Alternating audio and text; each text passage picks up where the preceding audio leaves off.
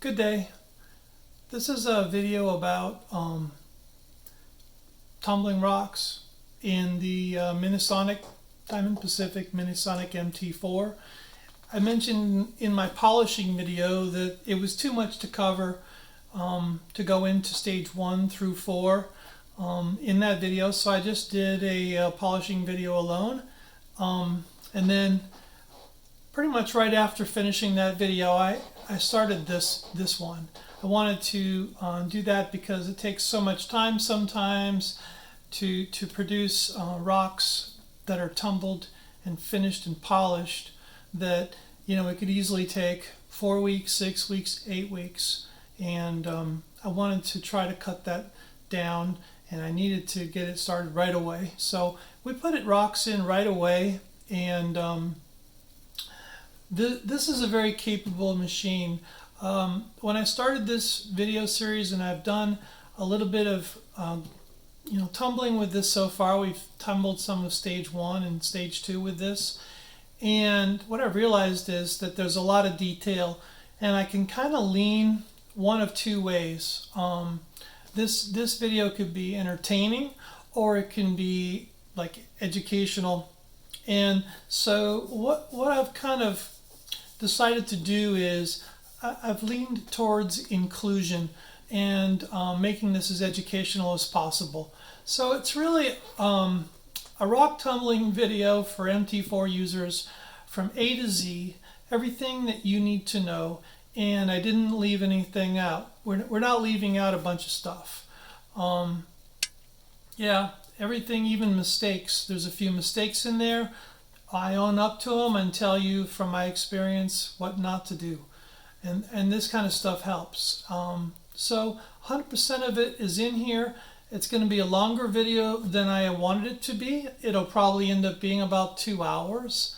But, you know, I could have done 10 videos that were all 10 minutes each, and you could have been searching through them looking for what you wanted, or you could just go through one video with bookmarks. I try to put in good bookmarks, and there's like lots of sections that have tips and tricks and things that I've learned over the years. And so if you kind of go through any particular stage and you listen to some of it, and I talk a lot, that you'll learn a lot of my tips and tricks.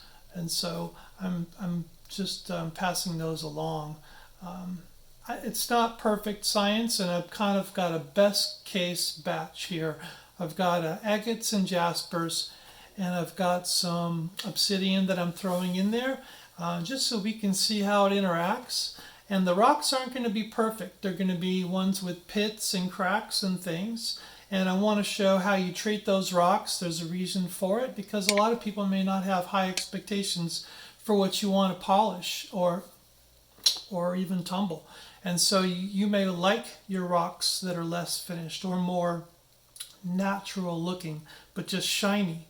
So I've got some things in there that you kind of pay attention to no matter what kind of tumbler you're using. So even if you're not using the MT-4, there's a lot to be learned from this. If you're using other tumblers, specifically vibratory tumblers, and I can't speak for them all. You know, there's like tumblers, and there's a Lotto, and there's a bunch of Raytech, and a bunch of really good vibratory tumblers out there, and I don't have them all.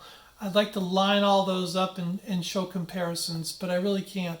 So this is going to have a lot that translates to every vibratory tumbler, and I hope I do a pretty good job and make it easy to kind of follow along. But I think that no matter where you are in your rock tumbling career, you're going to pick up a few tips or tricks from this video. That's for sure. But thanks. I should mention that typically, and this is brought up in my other video, but typically stage 1, I'll only do it in a rotary. I don't do it in the MT-4, but for this video, we are going to run stage 1 in the MT-4. We're just going to do a better job of preparing our rocks. Okay, here's my cheat sheet. I'm going to try to make this quick, but if you just purchased a kit from a reputable rock shop, then you should have all these ingredients, plenty of it. And if you've been doing this for a while, then you've also got plenty of these types of ingredients. But to summarize, stage one is for shaping rocks. It's for taking a square rock or a rock with jagged edges and grinding it down. And stage one runs over and over again.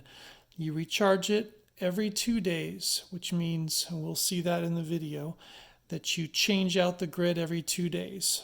You should have plenty of this grit. And the purpose is to simply change the shape into something more round, or something that doesn't have cracks or pits anymore. That's the purpose of stage one. Stage two is just to take the scratches off of stage one. It's silicon carbide again.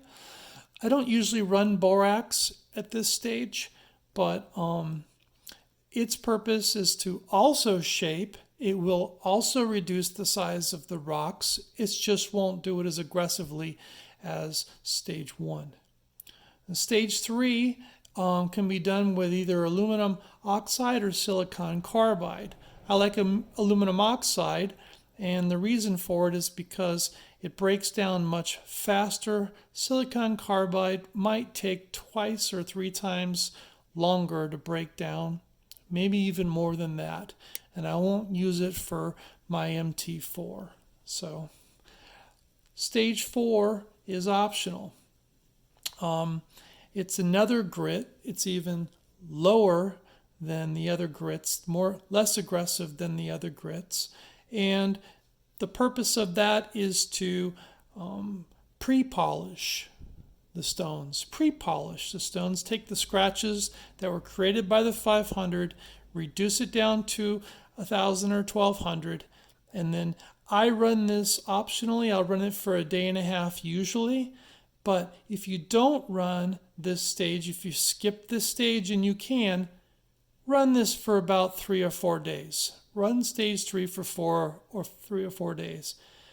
And stage 5 is the polish stage. We're not going to go into a great deal of detail on this stage in this video, because I've created an entire video that just explains stage 5. But that's the polish stage. Those are your 5 broken down, what the ingredients are, what I use, and how long I use it. And this is what we're going to do in this video to a T. What I use for stage 1 is 4670. Your kit might be 80, or it might be 6080. But yeah, 4670 is more abrasive than a 60 or an 80. And I really like to get after the rocks to shape them in stage 1. And stage 2 is a silicon carbide 120-200. And then stage 3, mentioned, can be done in either in silicon carbide or aluminum oxide. Typically, I like running things in aluminum oxide, and there are some exceptions, but I'll usually just use this for a rotary, and I'll put it in there for 2 or 3 weeks. And the last is the aluminum oxide 1200. And we're going to use, so those are the grits that we're going to use to actually take the scratches down before we polish. And the polish was covered in our polishing video.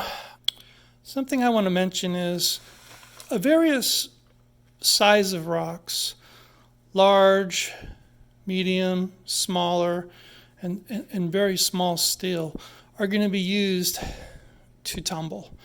It's a good idea to have a number of smaller rocks. So what I usually do is I break up rocks sometimes. I'll use a sledge, or I'll find them in the field.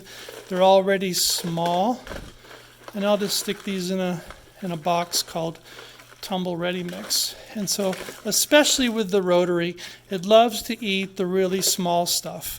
And I got to have a good amount of it in there. And we're going to put in some small stuff with as much as we can into our MT-4 experiment. And we probably won't use the ones, with the jagged edges here. This is probably not a good idea to use jagged edges rocks, because This rock may take 6 months, 4 months. And we don't have 4 months. We're just going to we're going to give our tumbler the best chance that it can by using rocks that are mostly rounded already. And what we're going to do next is we're going to prepare some rocks that'll help out our tumbler a great deal, okay? So I've randomly taken some rocks, and we're going to use these for our experiment in stage 1. Now, if I had a tumbler barrel like a rotary barrel, for example, then I wouldn't have to do anything to them. I could just throw them in there and go. I've got some bigger ones over here. They're kind of funny shaped. A couple of them are a little odd. Doesn't matter. They all go, with the exception of some maybe that are concave shape. You want to get rid of that concave shape. It'll never come off. So yeah, just they go. But that's not our case. We're using the MT-4. We're going to use the Minisonic MT-4 for our test. I don't know that I want to run these the way they are. We have to cut these down on the sides, make sure that they are more rounded than this. That's mostly what I'm concerned with. I'm mostly concerned with them being not round. And then we'll cut some pieces off of these so that they fit into our barrel, our MT-4 barrel. And we're going to use the tile saw for this. So this is just your typical tile cutter. I've already thrown some water in there. It's a wet tile saw. And if you use the appropriate blade, in this case, this is a what's called a hot dog blade. Let's see if you can focus in on that. This is a hot dog blade. This is made by a very reputable company that produces saw blades. You can find them on eBay or Amazon for about $65 each right now. But we're gonna slice off the undesirable edges and make some of these concave parts a little bit more tumbler friendly. So in order to run these kind of rocks in our tumbler, we're going to have to make them more tumbler friendly, because this won't handle them nearly as well as this barrel for the rotary. For this experiment, we're going to be running these rocks, or most of these rocks, in our MT-4. You're going to be using a tile saw or a grinder, as we are. I would say that it's recommended to use a mask. It's mandatory to use glasses. One rock chip to the eye will be enough to make you believe in that. And I just listen to music, but a good set of earplugs. So that's what I'm going to be using.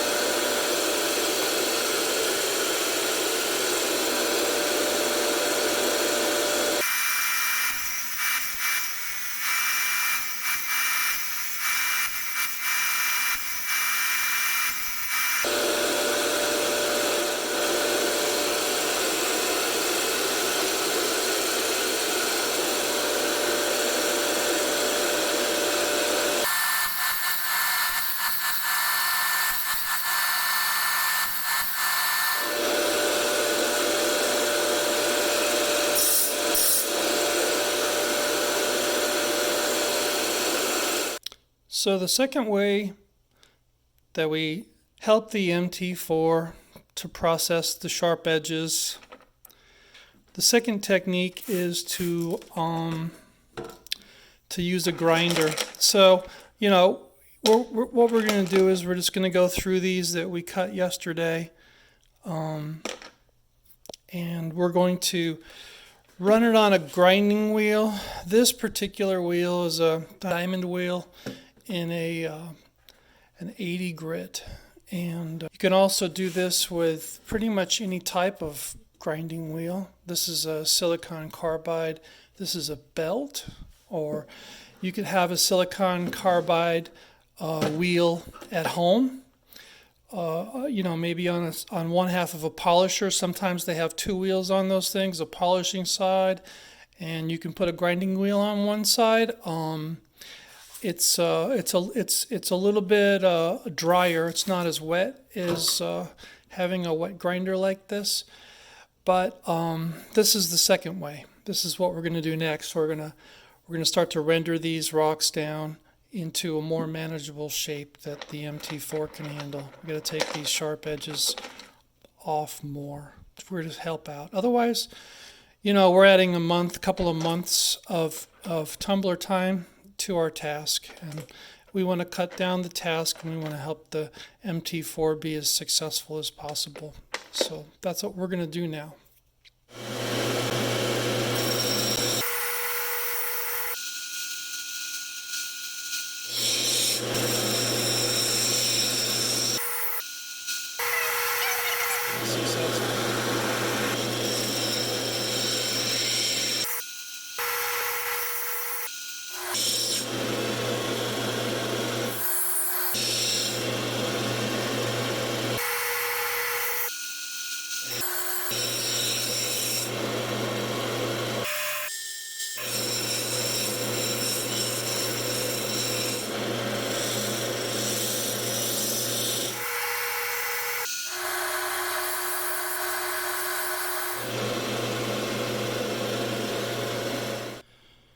The third way that I would help myself when rendering rocks with the MT-4 is with a plain old Dremel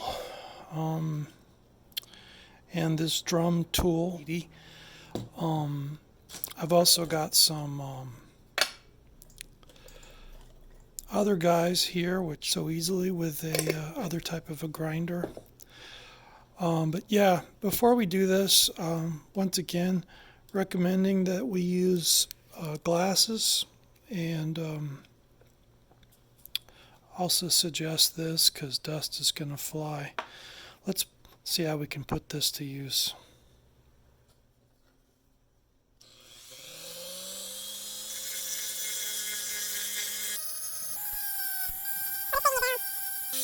You gotta hold on to the rock, obviously, because it's gonna want to shoot out of your hands. Let's get a little water on there.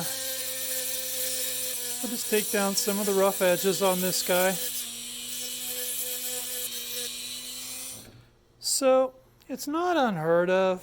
You know, these come in various different things. You can get diamond bits for cutting. These are more bits. These bits right over here, these are good for polishing.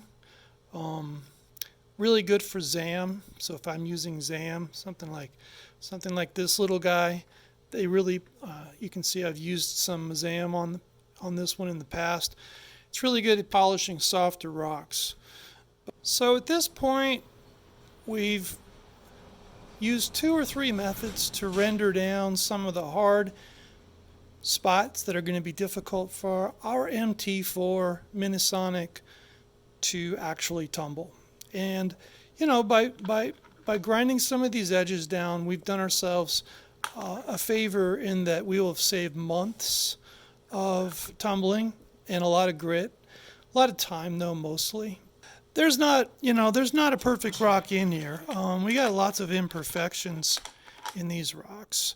There's little pits in places. We're going to be challenged. You know, there's cracks in here. Rocks aren't perfect. It's another discussion, but they're not. And there's, we're going to be challenged to get some of these areas out. Like this is a deep concave area, and it's not on. It's this guy right here. Yeah, this is a nice one. So that's never coming out. It's so deep, you'll lose the whole rock. You'll grind it to dust. People would probably cut this in half if they wanted to save it. We're just going to polish it up and see how this thing does. But this is where we're at. Let me focus in on this batch. This is what our victims look like. This is what we're going to use for our experiment. And you can see the imperfections in some of these. And we're going to see how our MT-4 does in each stage, starting at stage 1, all the way through polish. We're going to see how these guys turn out. We're going to use ceramic media. Most of these are a tough agate or a chalcedony or a jasper. This is a less tough piece of obsidian. We do have some obsidian in here, and we're just going to see how it goes. We're going to see how it does. We're going to see how it grinds the edges off of these things, and it's going to take the obsidian down faster than it's going to take the hard rocks like the agates. So I think the first thing that I should mention is we're going to use ceramic media, and what you're looking for is a ratio between the rocks and the media. And obviously this all has to fit in the barrel. And what I would suggest for a good starting point is try to look at it like being 30% of the load. So if you have like a bunch of rocks, your media in stage 1 should be like 30%. I know in 50% at polish stage or later stages like pre-polish, I like to have more of these, but you want these little things to be touching the surface area of all of these rocks, because the rocks by themselves, especially if they're not any small ones, like there's not a whole lot of little ones, they're not going to touch each other well enough. And so this just gives you more surface area that you're actually touching when you're going through stage 1, which is more of a reduction stage. So I want to mention that. This is what we're going to use. Whatever we end up putting in the barrel, we're going to match that with like 30% of media, mixed media, and that's the first thing we're going to mention. So the next thing I want to share with you is a page from the book. The person who actually created the Minisonic MT-4 wrote a book, and it discusses this particular tumbler and particularly the types of rocks and grit sizes and load capacities and whatnot for stage 1. And this is what they use to describe stage 1. It talks about using a lot of water and a lot of abrasives or grit. And I'm not going to do that. You can give this a shot if you want to sometimes. But my results using this technique was not that successful. And so when they say add the amount of abrasives equal to the amount of water, I err on the minimal side. Okay, so I err on putting in less water and less grit. And that's because the little Minisonic guy, the little tumbler barrel, it kind of depends and it relies on rocks touching each other more than a rotary, and it'll benefit if we reduce the amount of water and reduce the amount of actual abrasives inside of it. Yeah, we're going to do that. So I know I mentioned just now that we weren't going to get all the rocks and media into the barrel. They all made it in. Hopefully you can see about where that is. Let's say that it's about right here. That's a good place for it to be. We're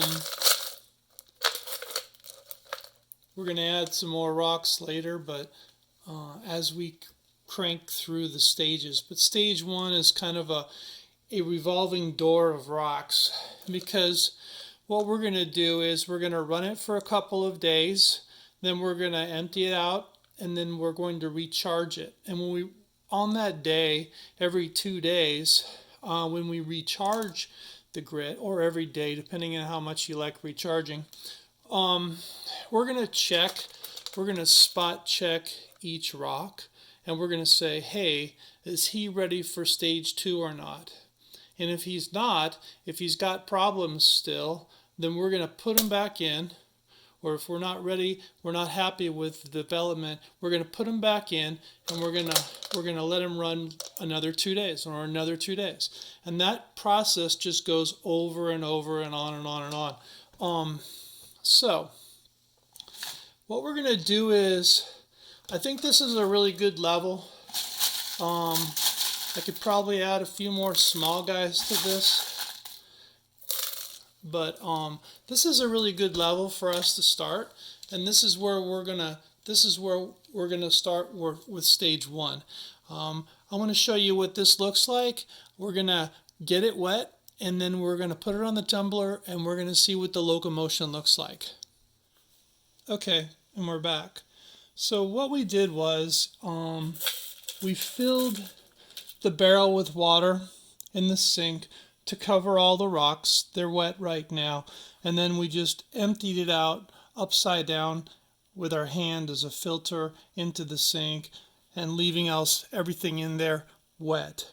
And the first thing we want to do is we want to see what kind of locomotion we get with this load. So we're turning it on the lowest possible speed. And this will give us a good idea of how well our load's going to perform. You can see that it's really kind of going through pretty smoothly. Let me focus in on this. It's going through really smoothly, and that's what we want.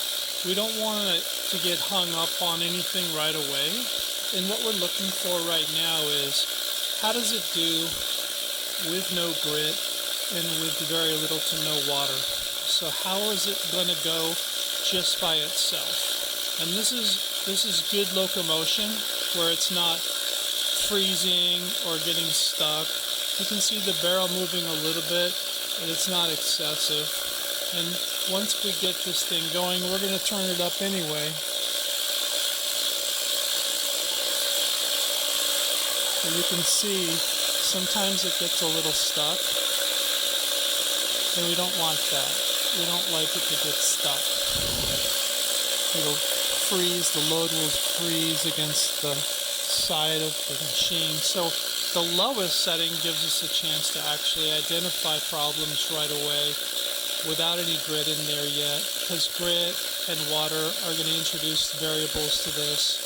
And this is a good load. I'm going to stop it and just say that we could add more. You can see there's room in there. We could add more media or more rocks.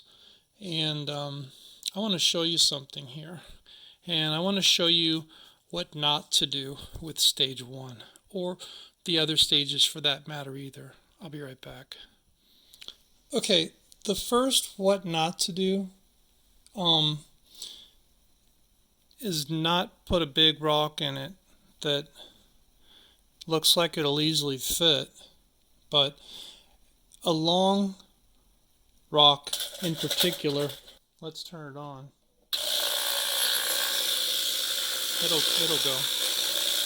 So what happens is and low speed is a good example of how to show this, is it gets the load hung up, and with no water and grit, like it has just very minimal water right now, but if you don't have water and grit in there, it moves much freer, locomotion is much better. Then once we start to introduce grit, and we're going to do that shortly, and once we start to introduce things like borax later,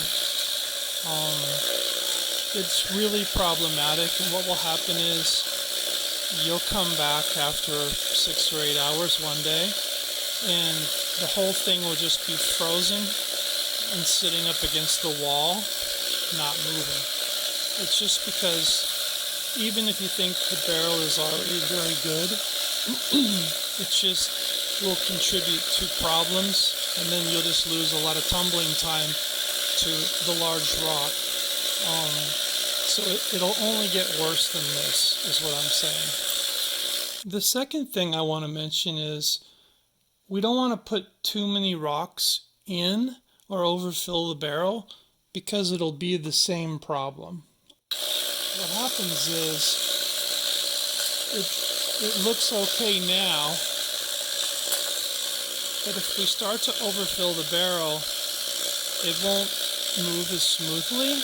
And what happens typically is, especially with larger rocks, is other rocks will kind of stick to them, and so the large rock doesn't really get polished the way it should, and neither does the other rocks around it.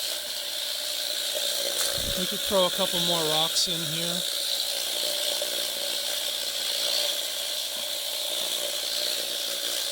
Just to make a point.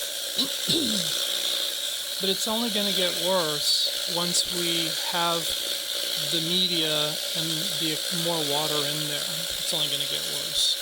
And what looks kind of okay now will not be okay once we start adding grit. Even if you turn it up, you can turn it up and that can try to help compensate for it.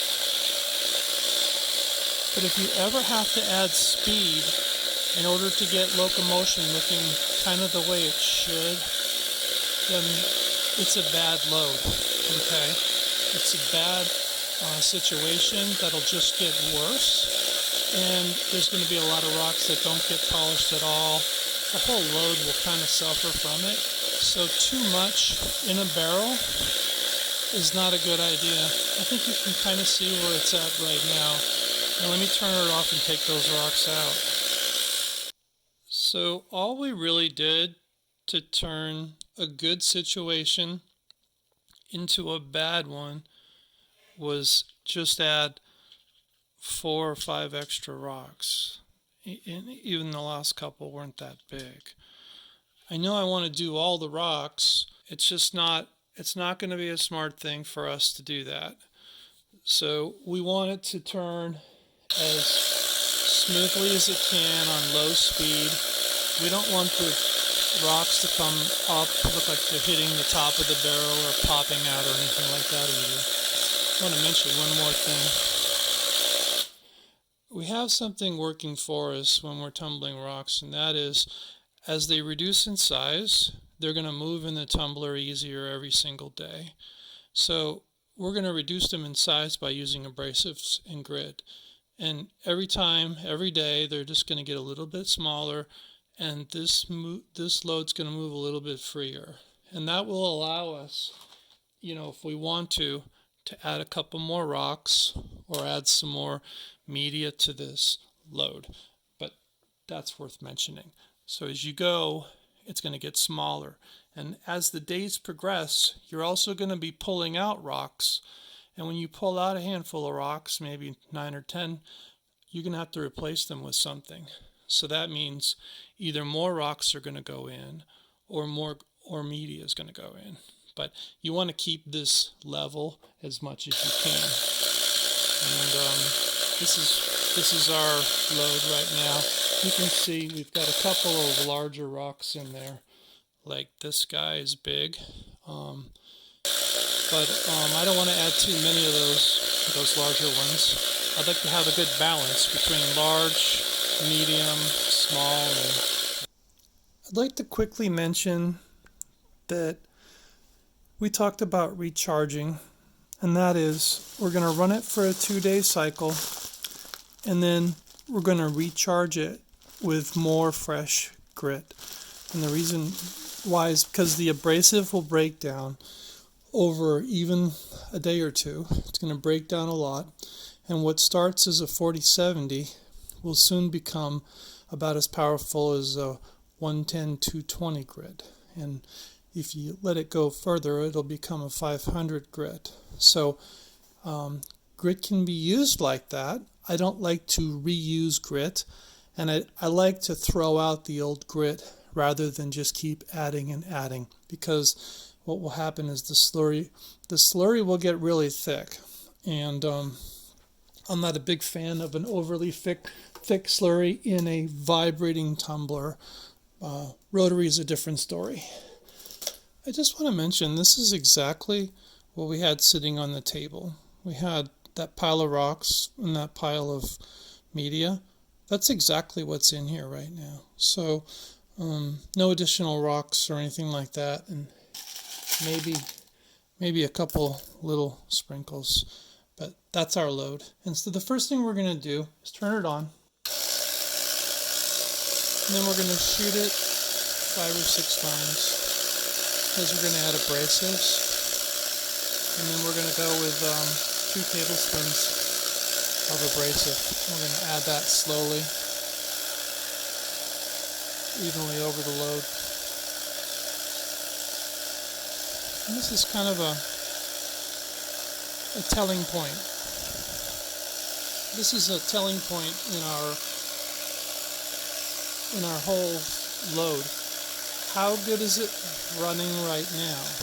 Is it hanging up? Is it getting stuck?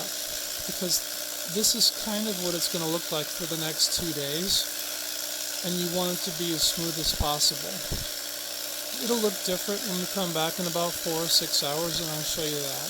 But this is still running good enough for me, particularly because I'm going to put it up on medium.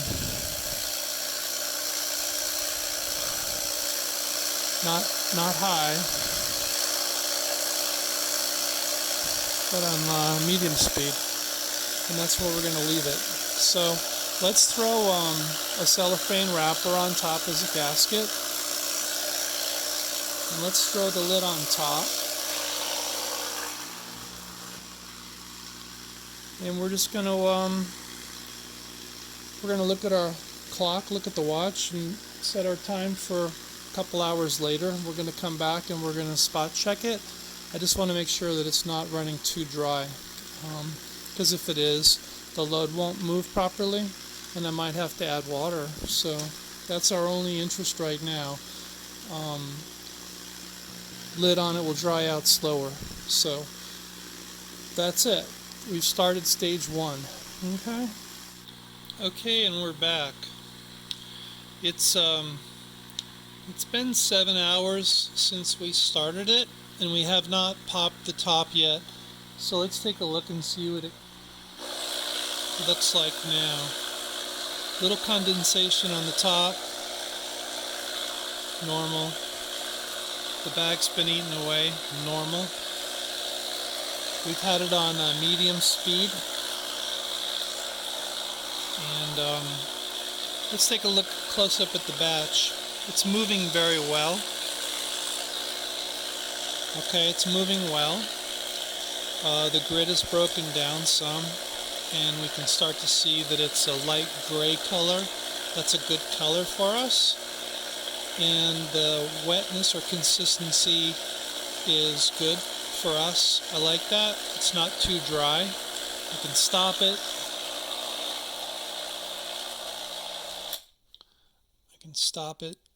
And show you what an average rock looks like. No, it's not going to change in shape, but there's grit all over it, and it's pretty good, and it looks like a good distribution. It's not all lopsided on one side or the other. It's a good distribution of rocks and media and grit. This is pretty much what we want to see.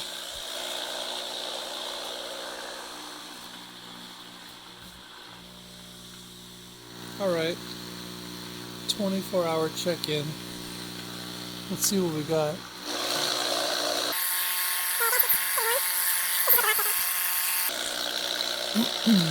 You can see more space in the back here. It's not a bad thing because as far as it is, this would be just fine. Even if it was 2/3 as full as this, it's still a good level. And it's not as likely things are going to hang up now, because I'm seeing a lot better movement than I did only 24 hours ago. Now look at the rock. Completely covered with grit and water. This is a texture you want. You want like a very thin batter. You don't want pancake batter, which is really thick.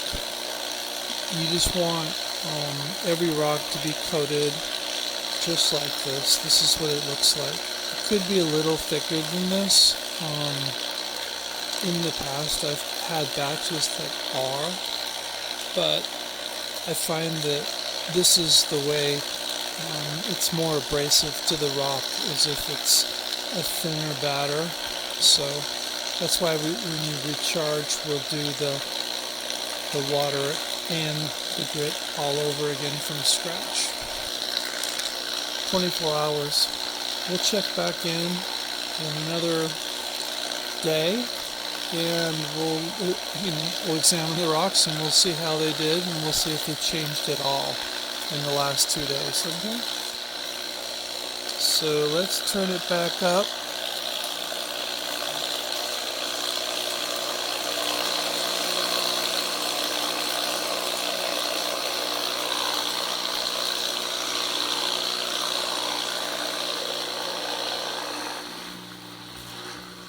There we go. And we'll check it in 24 more hours. So I think it's good to go. Okay, this is the 36-hour check-in. Again, day and a half. We're going to need a new gasket. I'm just going to do it. You can see it's moving pretty well. The grit looks a lot like it did last time. It's more thickened by pieces of rock that come off of the rock, and actually the breakdown of the 4670 grit itself, the abrasive, is going to break down. Shut it off for a second. Show you what this looks like. It's still plenty wet enough, and that's important. You can feel the abrasive in your hand, and that means we can continue to run it. So, okay, new gasket in place. Now we're going to turn this up almost all the way. I don't want it coming apart, but I want it as high as I'm going to get it, because the last 12 hours I just want it to move as much as it can, and that's it. Okay, we're going to come back at the 2-day mark and see how we're doing, because we're going to wash it all out. Alright, we're at the 48-hour mark, and it's time to examine the load.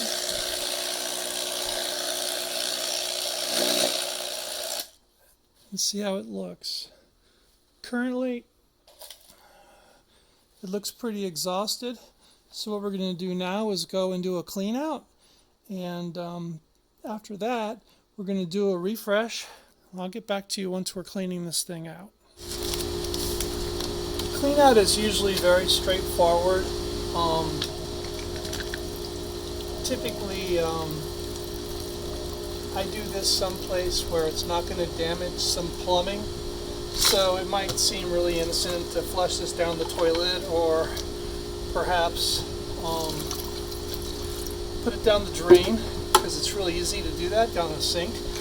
but I'm highly suggesting against that because it will solidify like a little bit less than cement. You'll be able to break it up, but you'll never be able to break it up in your pipes, and you'll have a major plumbing problem on your hands. Okay, and we're back.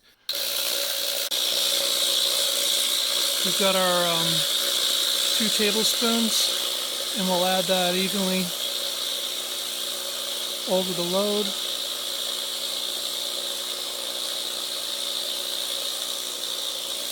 Alright. We'll watch it for movement. It looks pretty good right now. I don't think I need to add any more water. I'm going to turn it up to about half. And let's get the wrapper back on there. And we'll come back in a few hours and we'll see what it looks like. Thanks.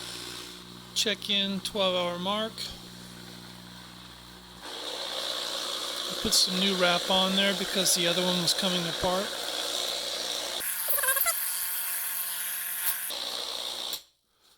Looks pretty good. Looks pretty wet. We're going to spray it a couple of times. Sorry about that.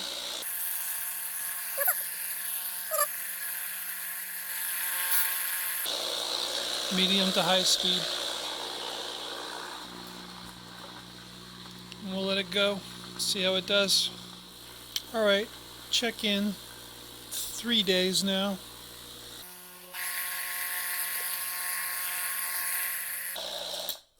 The load's looking good. It's breaking down the grit pretty well. It's been a full day in there of stage 1. So we're in day 3, heading towards day 4. And we're going to leave it up on medium high speed.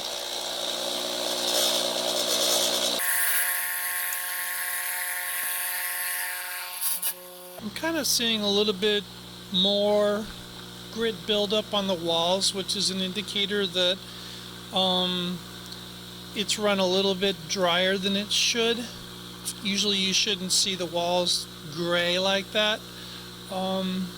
It looked okay, but keeping an eye on stage 1 is always a good thing.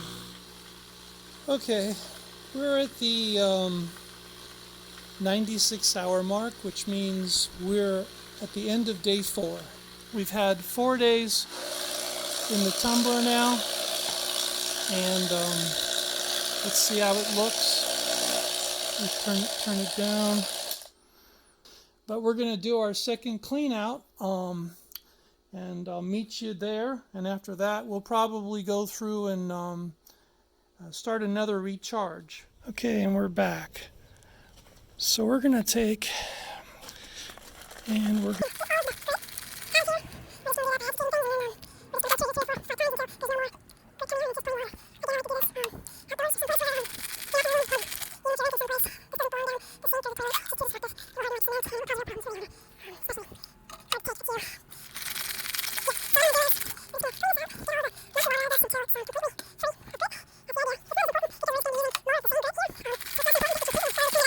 What I want to do today is I want to examine the rocks because we've had 4 full days of tumbling, and I'd like to see what they look like. What kind of reduction have we had? Okay, so it's less imperative that we be so thorough about cleaning out both the barrel and the rocks themselves, because we know we're going to be running more of the same grit through. It's going to be the same coarse grit. So we've done a good enough job cleaning it off. I'm more interested in just looking at the rocks and seeing how much material came off, how much rounding or shaping took place. So we'll just look at a couple of the real deal with this, reality with this tumbler. You can see this pit right here is here. I might spend a month taking that out, But looking at some of these, looks like some reduction has taken place, and some of the softer stones, like the jasper. The jasper's getting a little more rounded. And here's what we don't want to find. You see this right here? This is called undercutting, and this simply means that the quartz or calcite, which is in this body right here, and hopefully you can see this. Let me zoom in.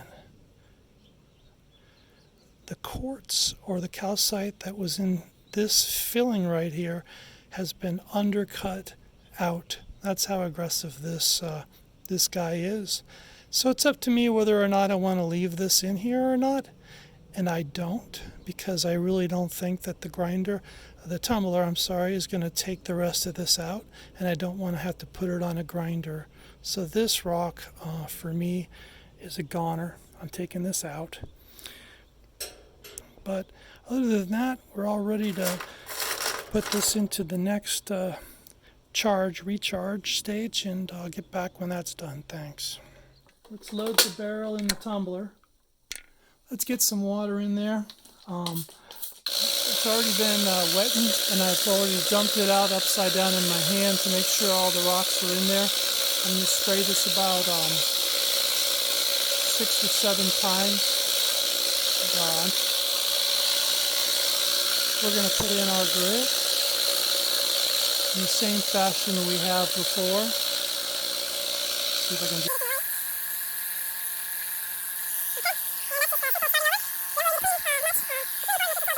We did take a rock out, but it wasn't significant enough for us to really worry about putting more rocks in.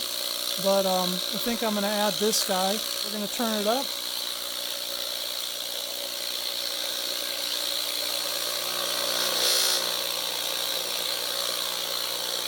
To just under high. And then we're going to put a new gasket on there because the old one's just kind of fading away there. And that's it. So we're now ready to start day 5. All right, and I'll come back.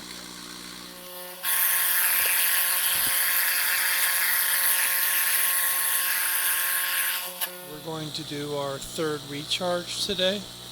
So let's take a look at the load.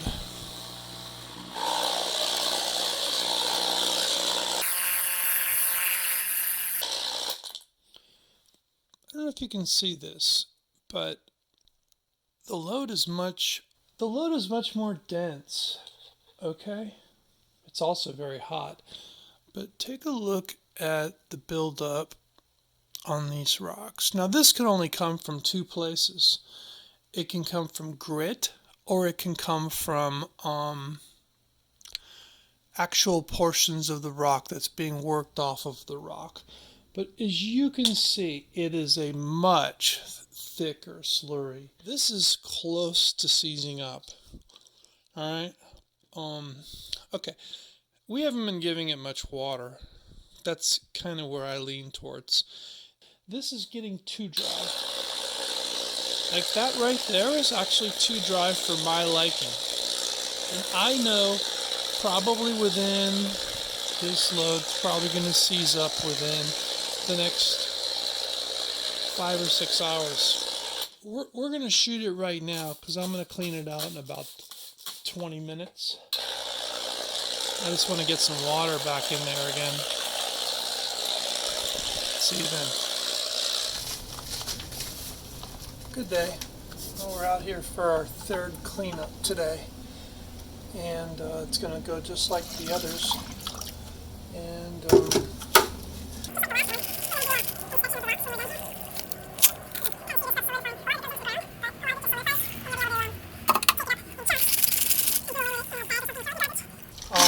there's a way to do this in a 5-gallon bucket as well.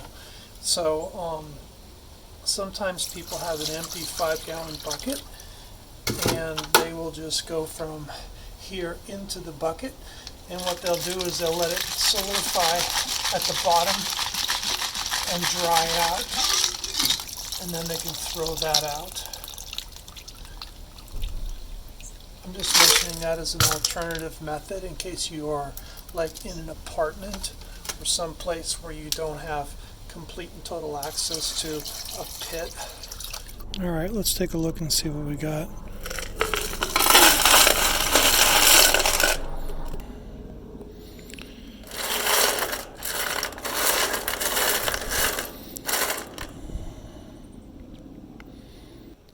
can see this seam going right through the rock. That's going to be there regardless of whether we finish the grinding stage or not. And some of these are actually getting rounded. There's some marks, such as this one, that'll take a month or two to come out, but I may preemptively. Eliminating all the pits and cracks is a very long one, where you start to take out in their place, keeping the load at about the same level. I want to show that grinding can take place. This has a couple of imperfections, and I know that the process of making every one of these stones perfect is going to be very time consuming. However, for 1 week in the tumbler, we have some very good reduction. Yeah, I think I'd like to run this for a couple more days. We're going to put these back in. We're going to refresh the load. I'll get back with you then. All right. We're going to start our third recharge at this time.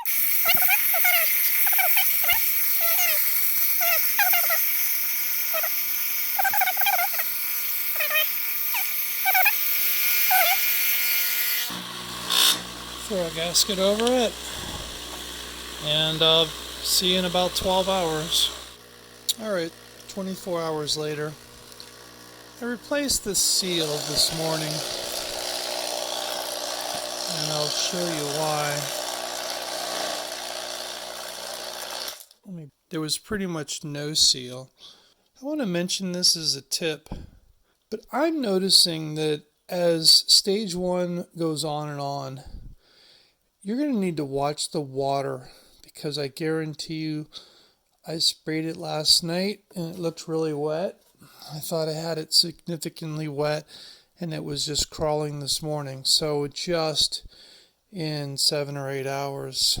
So as this starts to go down into day 5, 6, 7 as it is, and further, you're going to see more breakdown of these rocks. The rocks are going to get broken down, especially the softer ones like our obsidians, and the materials are going to end up in the load, and it's going to end up contributing towards a dry load. And you really need to pay attention to this gasket. 2 things. 1, more breakdown, and 2, the gasket. That's going to lead to a drier load. It's going to dry out faster, and so you just need to check up on it more often or give it more water. Okay, check in. It's been about 8 hours.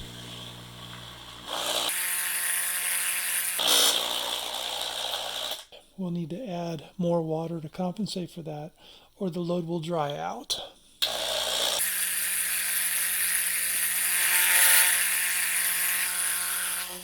Alright, it's day 9, and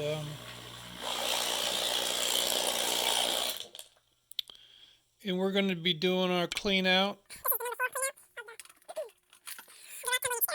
We're going to go clean this out, and we're going to inspect the rocks and see if we're ready to promote some of these to stage number 2. That's our goal, promote to stage 2. All right, see you in a minute. All right. This goes no differently than any other clean out.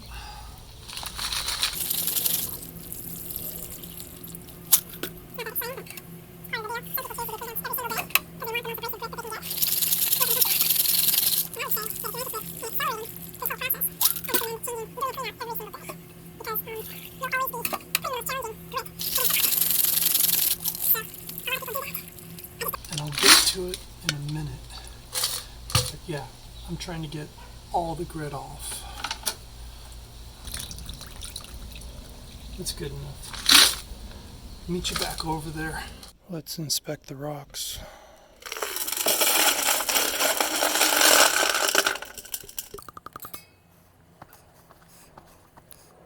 We're going to want to clean out the barrel. I'll get back to that in a minute. The focus of today's clean out is going to be determine whether or not we have a number of rocks that are ready to move on to stage 2. We're going to examine each rock individually and determine whether or not they look like they're ready to go to the next stage. And this, for example, is an obsidian, and while not perfect, it's close and it's seen significant reduction, and we're going to move it on because the obsidians are the first to get reduced to smooth edges. So let me prepare a container or something so that I can start putting these things aside, and I'm going to start going through our candidates. By the way, at this point, if you think something's going to go to stage 2, I highly recommend having water over these things the whole time. And I'm back. Sorry for the lack of light. So just to reiterate, any rock that we pull, we're going to be submerging it underwater. And the reason for that is it's a firm belief and practice of mine. This still has a pit.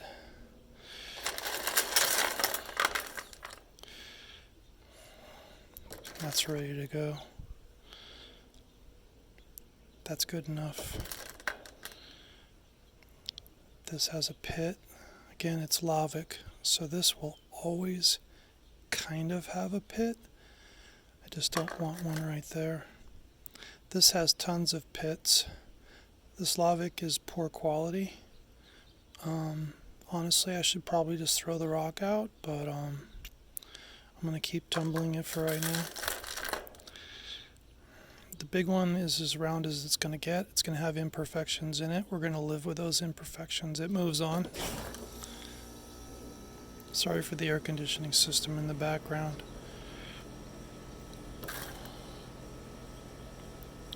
So I'm just going to be examining these on an individual basis and deciding whether or not they move on. Honestly, I wouldn't move on something or promote something that has a pit like this.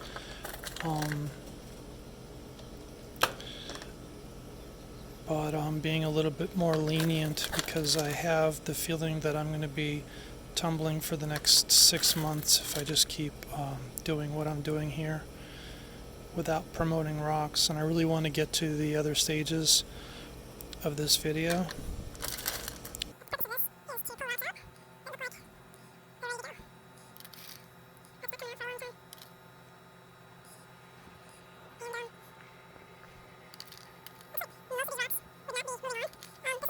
Not the rest of the rock is good. So you'll judge these on an individual basis. This has a deep chip, which actually leads to a fracture. That's good enough for me because it's not going to get any better. And that's the kind of things that I do. I typically will judge rocks.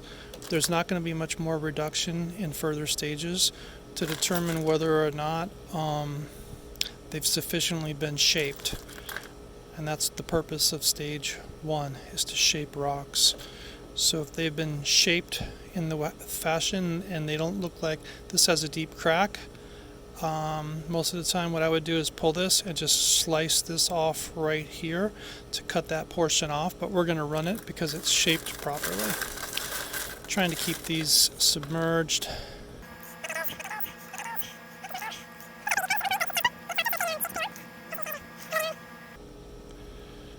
Again, some of these are not going to be perfect, but I'm going to promote them, mostly because I know that the damage is extensive.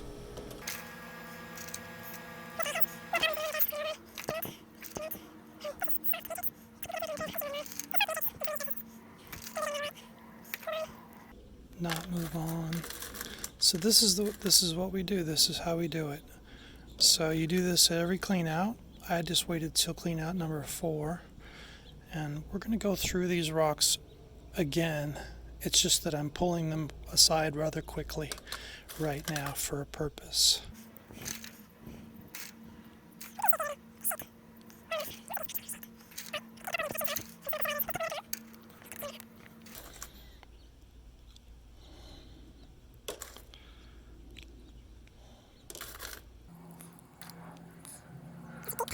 Rocks aren't perfect, and what you're going to find is once you start polishing these things, you're going to find out just how imperfect your little rocks are.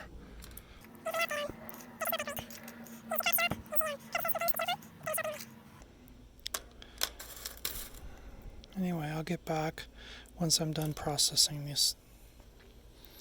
And we're filling that, but we're going to process that next.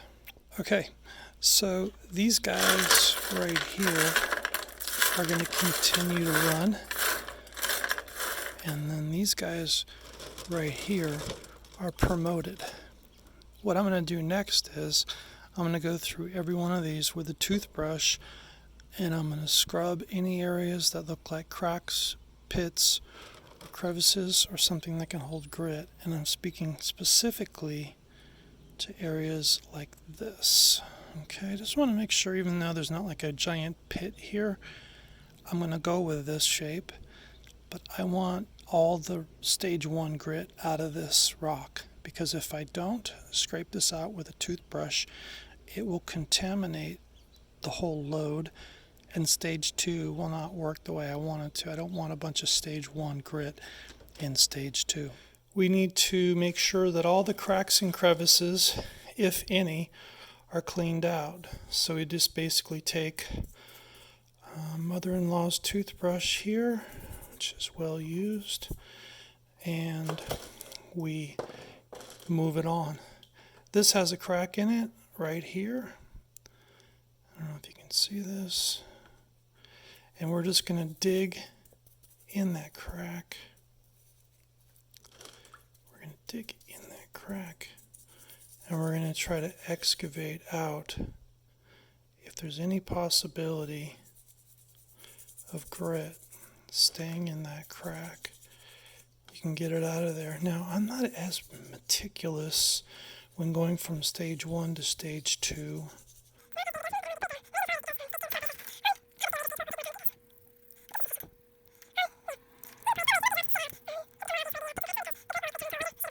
And it'll be easy to spot, but I never you can see I'm putting these into water. Once something leaves stage 1, I never wanted to see the air again or spend any significant amount of time in the air. And a lot of people will do this. So this is kind of a tip I'm adding. And that is make sure that the rock is always submerged.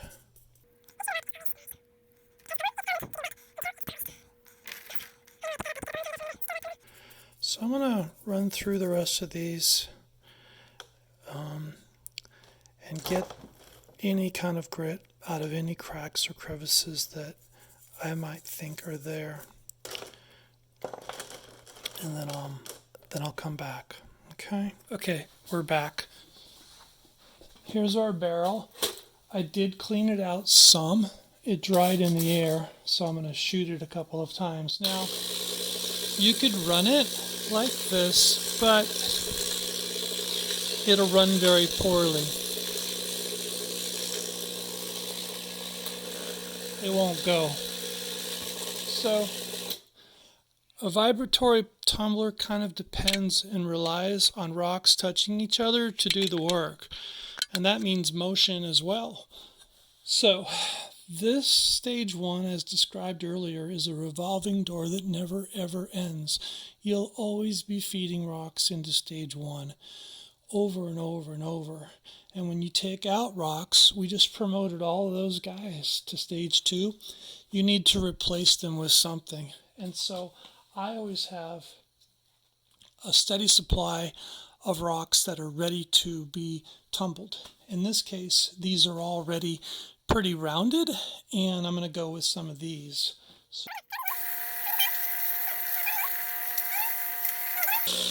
And we're also going to put in media, okay? Equivalent to 70-30.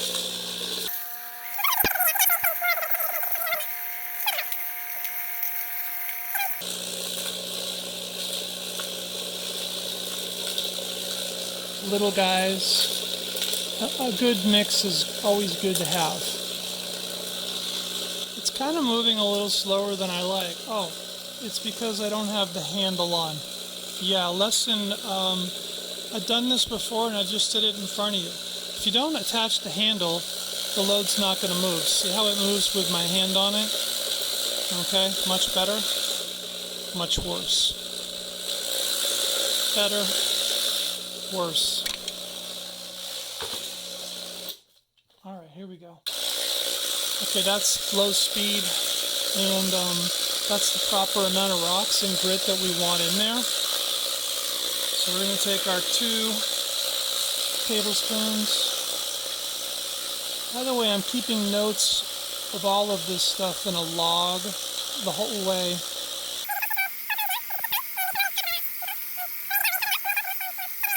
But I'm going to add some water before we do that. 7 or 8 spritz of water. And that's how we promote rocks. But stage 1 is a never-ending deal. And I always run it every single day. And then once in a while, I'll promote a few rocks to the next stage. And we're back.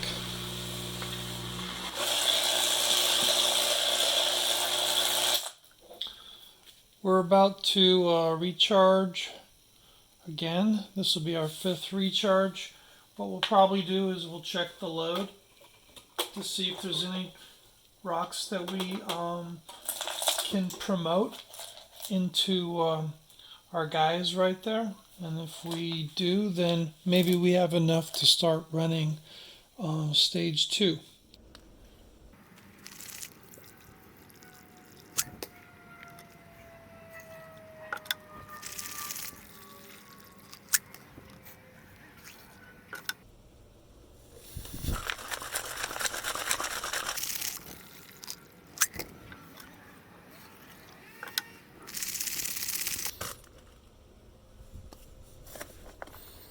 So today we're going to promote rocks to stage 2 and move on. It's really important to spend some extra time cleaning out as much of the inside of the barrel as possible, because we're going to be using a milder grit, and I don't want the grit to carry over from the last stage into this one. And even though there's really no perfect rocks, I'm going to pick out probably, maybe some of my favorites here, and we're going to get them moved on.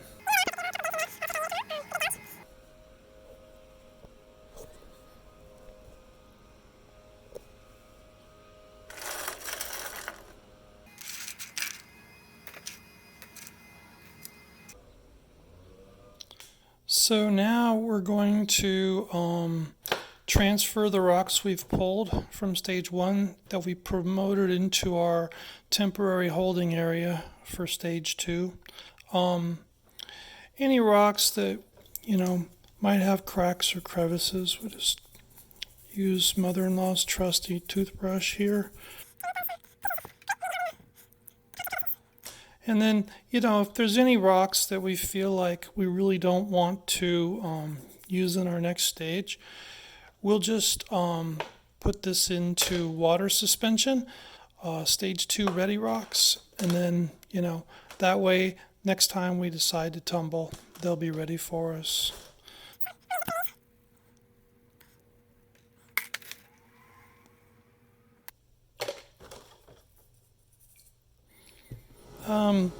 Not even kidding when I mentioned this, but we're also going to make sure that we wash off all of our media too. And the reason for that is because even though maybe you can't see it, sometimes suspended in the grit is, you can see this hopefully in this light, but there's still remnants of grit that's been suspended. We don't want that transferring at all to the next batch. So I want to mention this, it's important. If you're going to reuse the media, just make sure it's clean. That's it. So where are we here? Well, we've kind of reached a stage where we've got enough of our rocks at the point where they're ready to go and move on to stage 2 after all of this. And this could be months.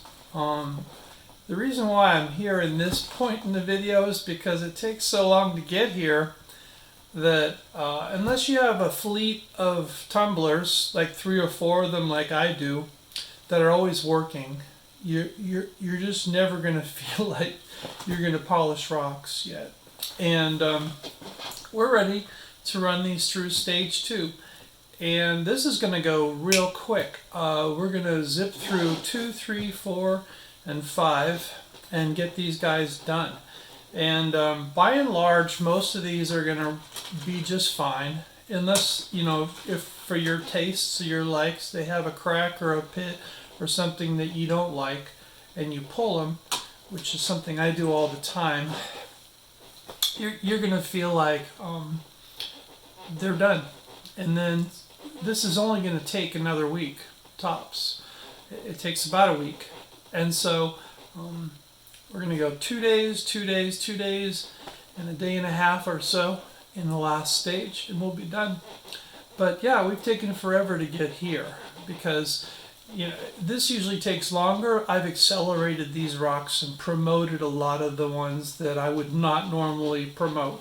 Like, they have some cracks and chips, and normally I just throw those out. Or, you know, split them or whatever. Anyway, that's it. And we're ready to move on to stage 2. And thanks. So we're ready to start stage 2.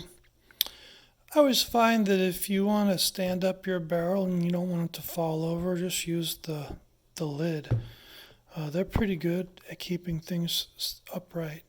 We want to maintain kind of a 70-30 relationship between our rocks that go in and our media. So, you know, it's not necessary that you do that 100%, but I advise it.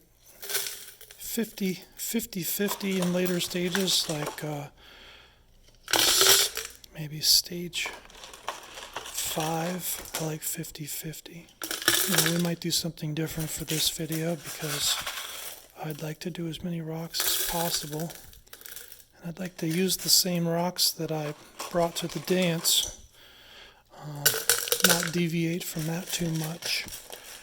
If it comes in a little low, that's just because the size of the rocks shrunk a good deal during our polishing. And also, I've introduced a few smaller ones in here, because the more you can get in there, the better. It'll help out a lot with locomotion and things. And so, just like media helps out, so will the really small ones. Looks like things are going to fit in here just about the way we would like them to. So we have a good load. And the size of the load is not really going to go down much in the next week. It doesn't reduce much in stage 2, 3, 4, or 5. There's not really a reduction that takes place. You will get some reduction, but it's so minuscule that it's not worth mentioning. Anyway, we're going to use all of our media. I might spray this with a couple sprays before I put it on the tumbler here. But we're ready to go. You can see this is about at this point level.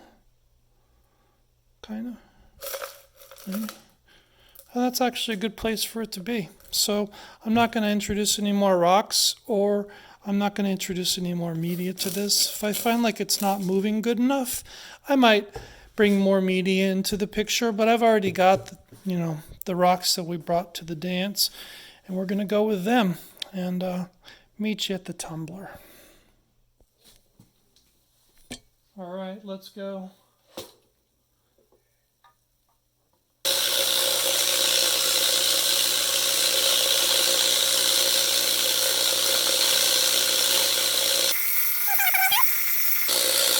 Referring to our our cheat sheet. We're going to be going with silicon carbide 120 220, and we're going to use many would use less. So I'm going to use two good tablespoons in this.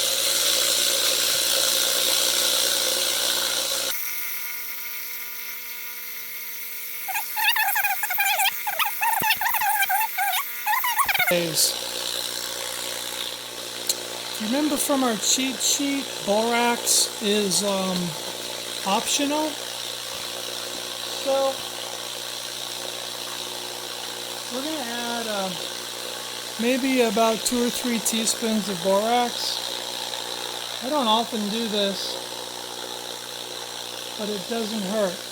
What you see right away though is it does slow down the load. You can see it's visibly slowed down. We're going to add a little bit more water. And if you add borax to anything, you're going to really need to watch it, especially in the first day, because it's going to dry out really fast. But that's it. And so we're just going to take a brand new seal and maybe clean the lid on this a little bit. And drop that up.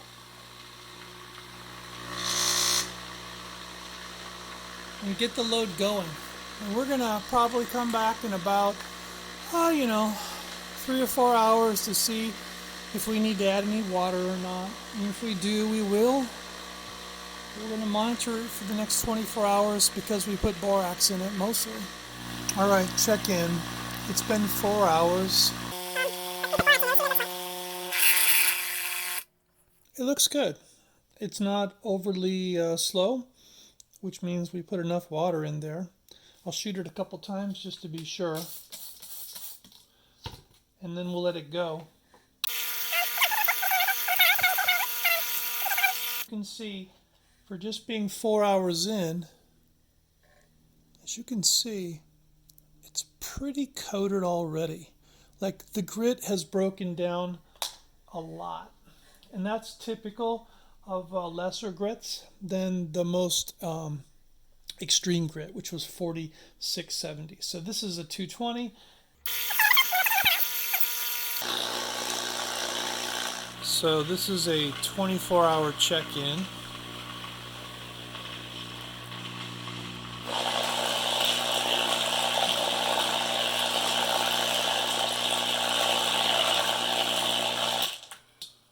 Focused in here. What I'm noticing is that this load is substantially thicker than I like. And I think it's just because maybe I used to use 1 tablespoon of grit instead of 2, or perhaps because I didn't use borax in this stage. I usually don't use borax until the final stage, to be honest with you. But this load is thickened up considerably, and you can see it on the rocks, you can see it. So, yeah, I've been giving it extra water. A bit of water, even though I really didn't think it needed it, but I did anyway, and it's okay today, but had I not shot it,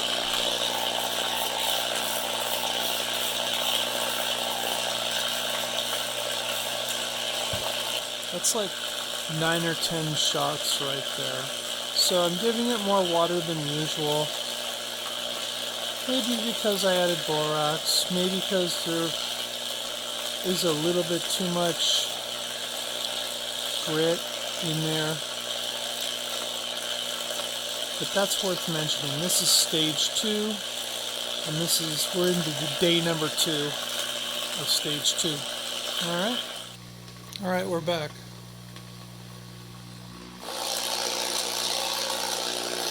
Stage 2 has been working for 2 days now. This is the 48-hour mark. As you can see, it's pretty thick.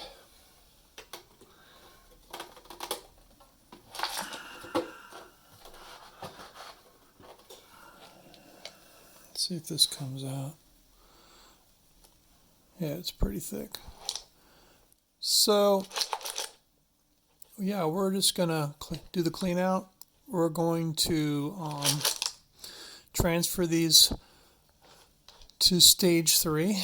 Before I do so, I'm going to make a inspection of them to see if any of them are unfit for stage 3, but mostly these are all going to go because I think we're going to be fine with the rocks. We pulled the bad ones already, and I'll see you out there.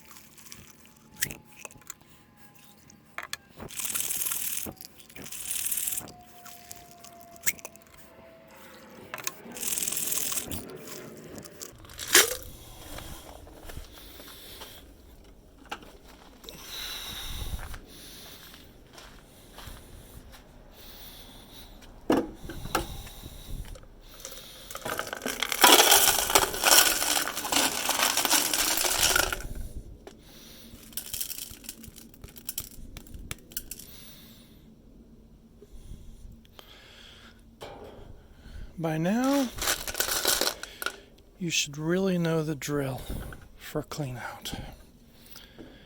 But since we're going between stages, we have to be careful. Pay attention to protocol. One of those is to thoroughly clean out the barrel. So we're going to get every bit of grit and anything else we can get out of here possible, we're going to get out of that. We're going to clean that because we're going to go to a milder grit. The second thing is we submerge the rocks. And the third is, and this is going to be a quick promotion because they're all going to go unless I see something terribly wrong. The third thing is put them in water. So when we transfer them, we're going to put them fully submerged. And once we're done, we're going to clean every one of these with a toothbrush before we start stage 3. Because today, these all go to stage 3. Unless I see something terribly wrong. See reduction, that's a pretty good reduction on the oxidative guys. We just did a bigger. I'm actually pretty impressed by the amount of reduction. I'm going to clean out some of these traps and boxes. Back to you on the inside.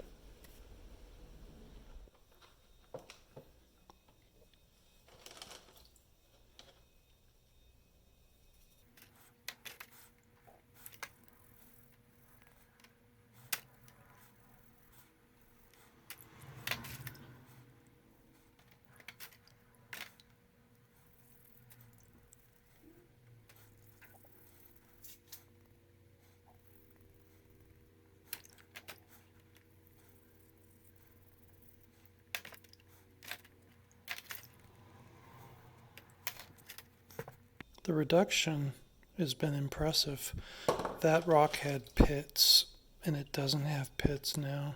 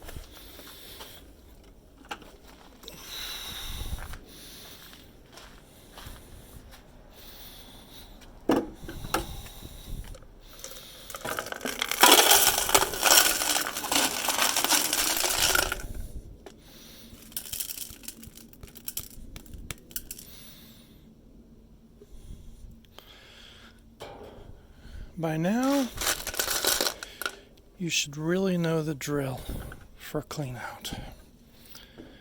But since we're going between stages, we have to be careful. Pay attention to protocol. One of those is to thoroughly clean out the barrel. So we're going to get every bit of grit and anything else we can get out of here possible, we're going to get out of that. We're going to clean that because we're going to go to a milder grit. The second thing is we submerge the rocks. And the third is, and this is going to be a quick promotion because they're all going to go unless I see something terribly wrong. The third thing is put them in water. So when we transfer them, we're going to put them fully submerged. And once we're done, we're going to clean every with a toothbrush before we start stage 3. Today, these all go to stage 3. Once I see something terribly wrong, see reduction, that's a pretty good reduction on the obsidian guys. We just did a bigger. I'm not really pretty impressed by the amount of reduction. Here, we're going to clean out some of these cracks. Back to you on the inside.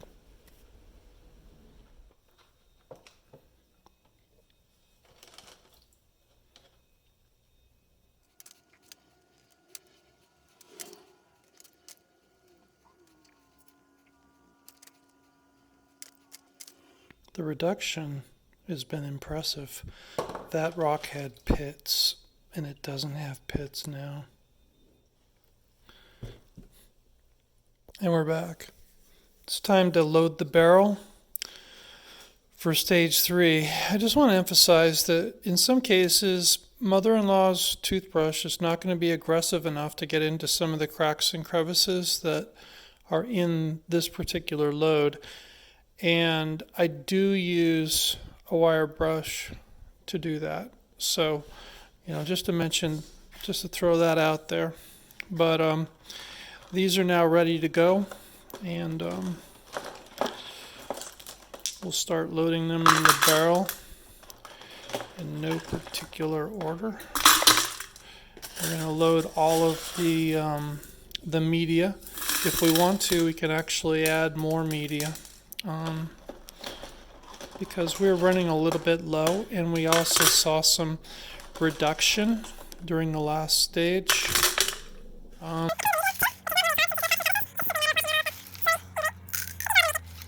If I wanted to, I could add some additional rocks.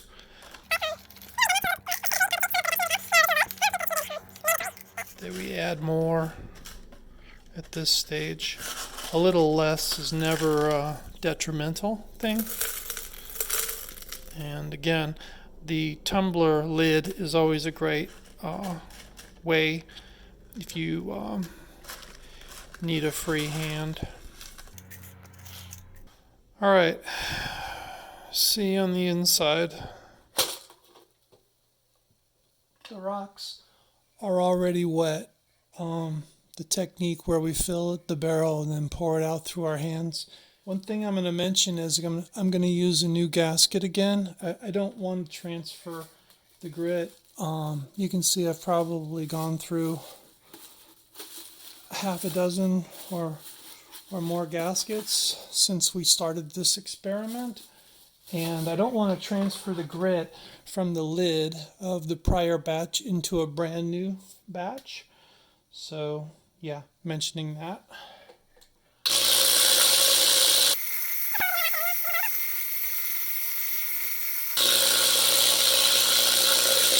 We're going to use aluminum oxide 500.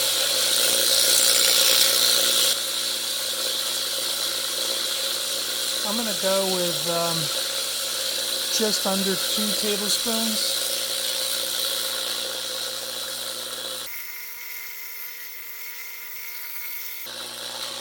And we're going to use borax in this load. We're going to go with about maybe 2 teaspoons of borax.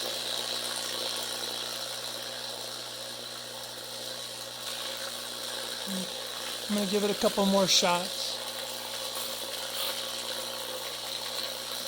just to get some of that grit off of the walls. We're going to turn it up.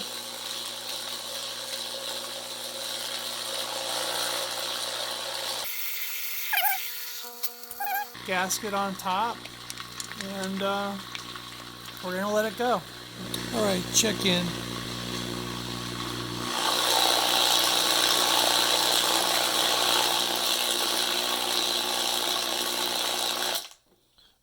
We've got a lot of reduction here. We have a choice. We can add more media or add more rocks that are stage 3 ready.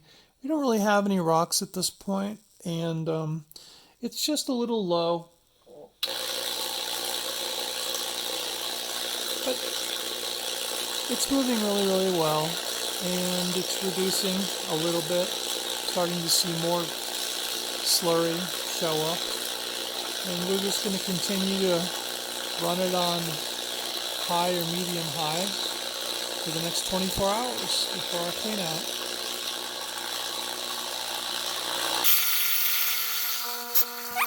See you then. Check in. It's the end of day 2.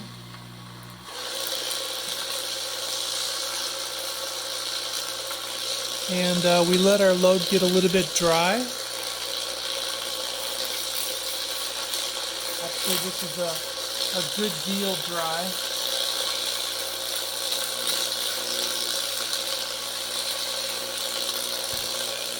It's not supposed to look like that, so obviously I kind of slept on the water, even though I hit it last night a couple of times. This is indicative of how this slurry can become. So just a heads up on that. I'm going to do the clean out now and we'll inspect the rocks. Alright. You can see the slurry from former mixes starting to solidify.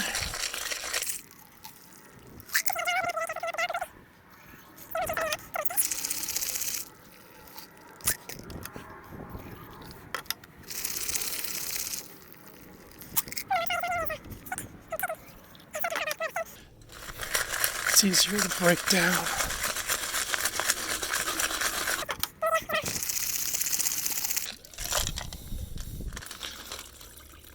We're just going to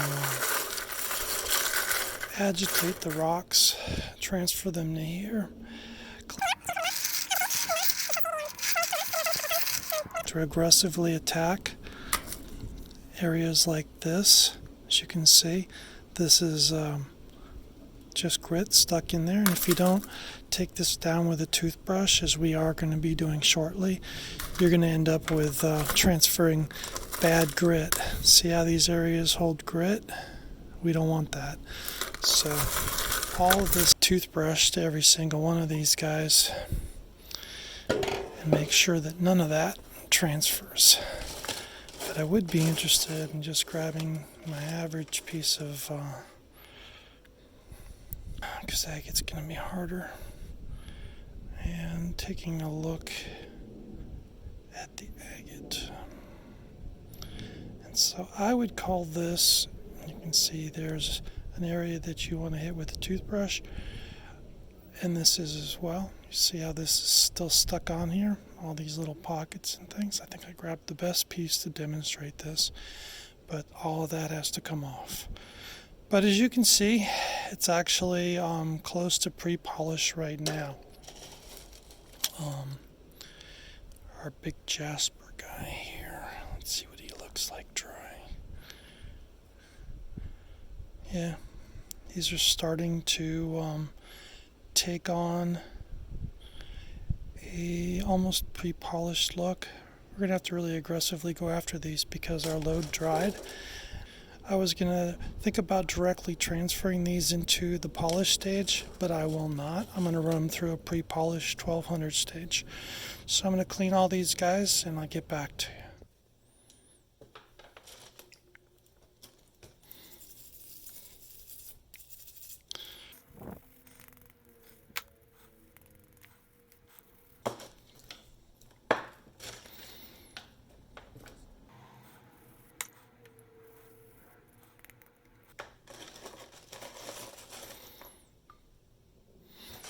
Yeah, I'd just like to reiterate that 100% of this extra attention to the clean out has to do with me not staying on top of the load. You could see it was pretty slow this morning, and that's all on me. Had it completely frozen, I would have had material on the wall, stuck to the wall.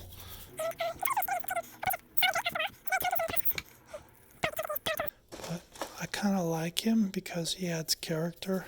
Attention to from the very offset, because we knew he was going to be a problem child. But as you can see, during the actual tumbling process, you'll open up the middle of some of these rocks. You'll grind down to the middle of some of them, and you don't know what you're going to get. You could get huge cracks or vugs. All right, cleaning out the load for obvious reasons. And now we're going to start to build. We even cleaned the media really well. We're going to start to build our stage 4 right now. And it's just like all the others. It's just that the preparation for this one sucked. And that's what happened yesterday. This is a good level, but you can see how far down it is. Like I would say my finger is like right there. Okay, that's like, some people consider that halfway. You can throw in more media if you want to. If I would throw in something that already been worked on and not brand new stuff like this, but that's up to you. If that's what you've got, use it. I'm not going to add any more. I just like it the way it is. And I'll see you on the inside.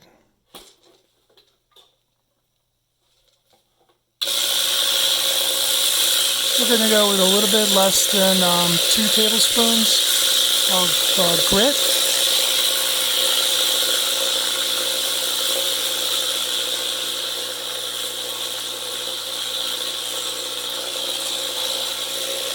We're using aluminum oxide 1200 for our stage 4.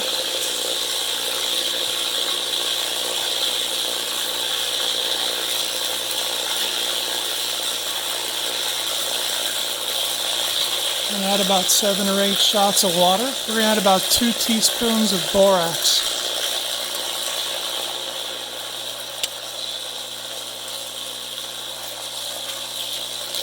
Maybe not as big a deal for other stages, but borax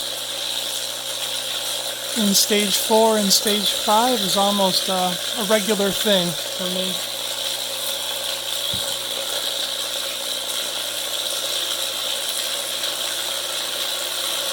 We're not going to use our soiled gasket. We could probably flip it over and get some mileage out of that.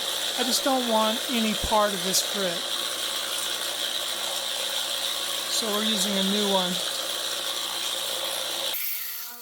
See you in about 6 or 8 hours, but I would check it every 4 to 6 hours. Check in 12-hour mark. Look at that thing go. Those rocks are hustling. You can see that the rocks are getting covered pretty good. They're still wet. I shot it about 4 hours ago with about 5 or 6 shots of water. But keeping this load wet is going to be my kind of focus for the next 18 hours, because I'm probably going to run this for a day and a half in stage 4. And let it fly. Alright, we're at the 24-hour mark of stage 4.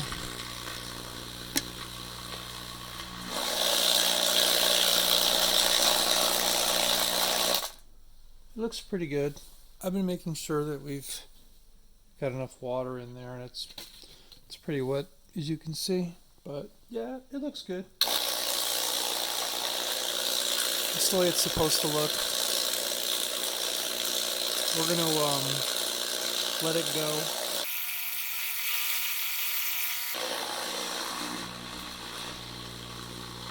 We're gonna let it go on high for the last 12 hours. We're gonna do the clean out in 12 hours, inspect the rocks, and start stage 5, which is the polishing. Check in stage 4.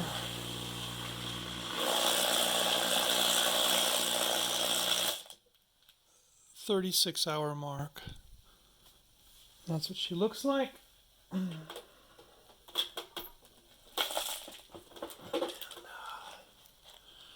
That's what she looks like. And we're going to do the clean out, and we're gonna start stage 5, which is the polish stage. But we're gonna spot check these first to see if there's any that look really bad, and we're gonna also see the general level of polish.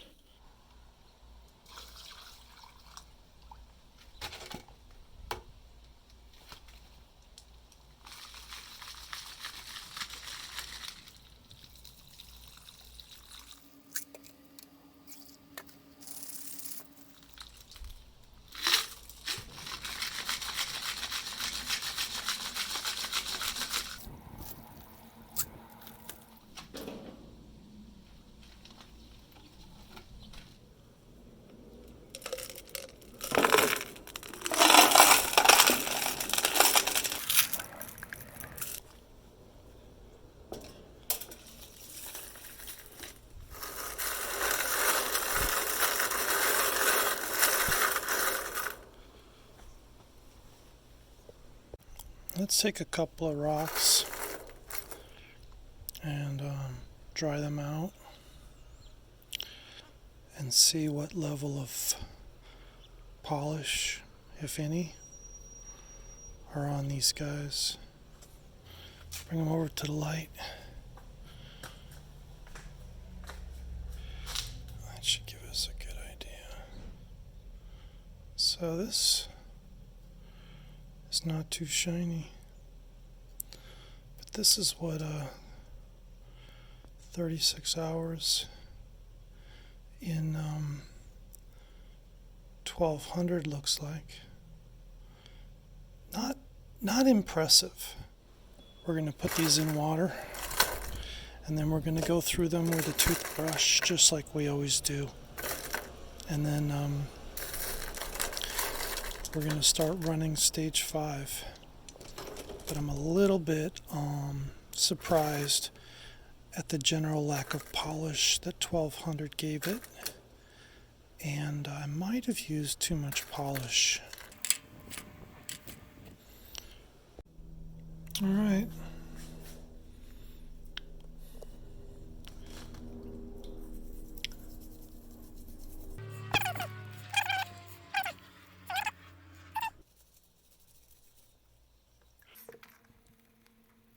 Great reduction on some of these rocks.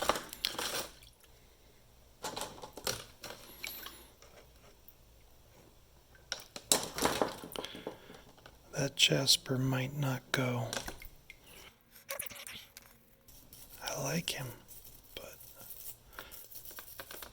if I really get after those spots, then I feel pretty confident about not transferring grit.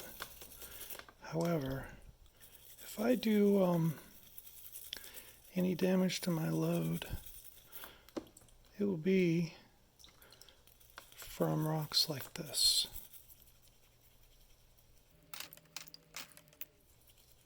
Alright, I want to show something. So this rock, which personally I like, chipped. It chipped in the 1200 load. And so what we have here is a bunch of jagged edges. And I might like this guy, but if I expect to put this in my polish load, I'm going to have to take that down or take that off, because otherwise it has some danger of ruining some of the other rocks. Just to let you know. All right, we're back. We've cleaned a lot of these out, and I want to bring a couple things to attention here. First of all, this is the barrel that we used for the first 4 stages. As you can see, it's pretty scored on the inside compared to maybe that side. And that's just because the tough grit and the hard rocks dig in and scratch the barrel. If you've only got one barrel, then that's what you're going to use. If you have an alternative, like I do, you're going to use a different barrel for the polish, and that's what we're going to do. In addition, the actual media is out there drying over there, but they've kind of got jagged edges, and so what I'm going to do is use media that I've used for polish before, and we're going to use that equivalent to what we put in here and fill up the load. Third, I want to draw attention to the amount of smalls that are in here. I've tried to add smalls as much as I could during this process and get them to the point where they could go along with the polish as well. The load always benefits from polish. Number 4, we put this guy on the grinder because he had a crack. He chipped and had a chip come off of him, and I don't want his jagged edges to contaminate the load. And I think there was another stone that I may have tried to take a pit out of, but other than that, these guys are standard, and I want to draw attention to this guy here because he's the one that had the pit from the very beginning. And so really, even though he's not perfect, he's pretty close to perfect. And I just took the really tough wire brush and went after it. And I think, to my satisfaction, you're never going to get every single bit out of there, but to my satisfaction, he's pretty good, and we're going to run him. So yeah, there's a few stones in here that aren't perfect, where I wasn't able to get all the grit out, and guys like there's a jasper guy in here that I probably wouldn't run, but since I like him, this guy, he's got a significant amount of pits. I still like him, and I like him to be in our load, so I just did my best to clean it out, and we're ready to go. So we're gonna load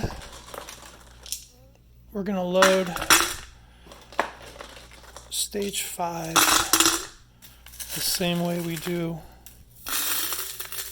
every other stage.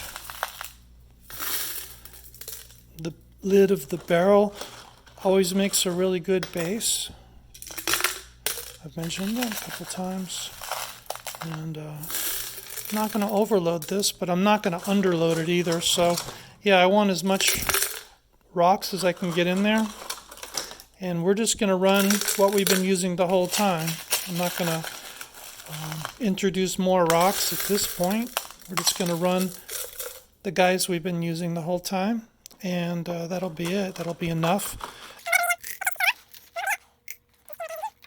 And what we're going to do is we're going to take this indoors.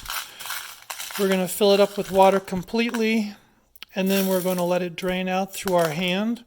That way everybody in there is wet to start with. And that's about where we're at in the barrel. Like maybe there. All right, let's go.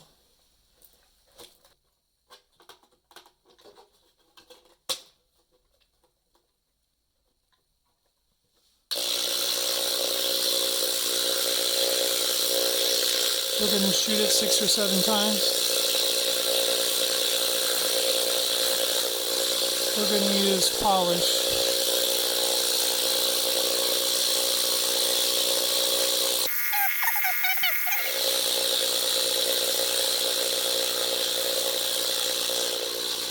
We're going to stick to our recipe and use borax. We're going to use an entire tablespoon of borax.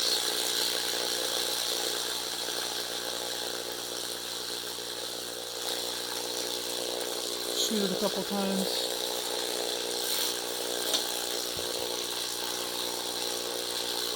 We're not going to use the old gasket. We're going to use a new gasket.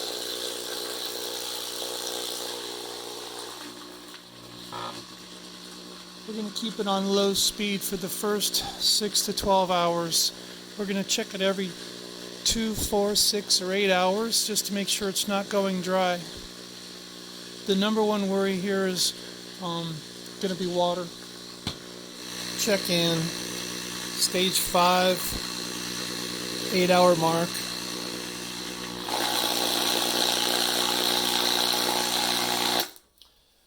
Looks pretty wet. There's plenty of borax in there, so we're going to let it go. We're going to turn it up.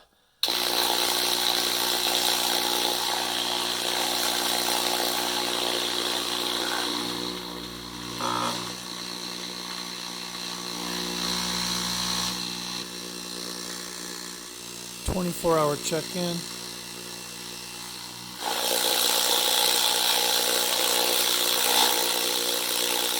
We've stayed on top of it. Typically, I'd like to start spot checking rocks at this time, so let's do that with a couple of them. Alright. So, some...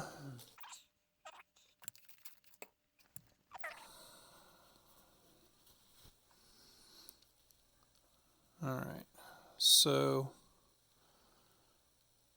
it's starting to polish our stone, our less than perfect stone with a pit. Find a piece of obsidian here. Softer. So, little flat surfaces there. Not as shiny as I like it. We're going to let the grit break down a little bit more. We're going to put this back in. Start. So,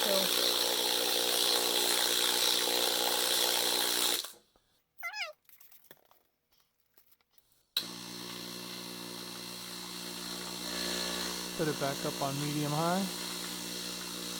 I just want to mention that I keep a tumbler log of everything that happens that I tumble so that I can learn from my mistakes. This is a snapshot of part of it that we've had during this experiment. All right, we're at a 36-hour check-in of stage 5.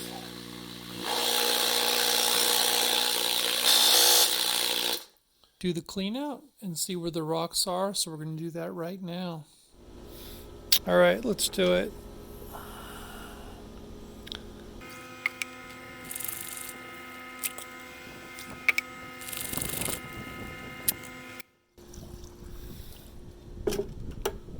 We used a lot of borax, so this clean out should go fast.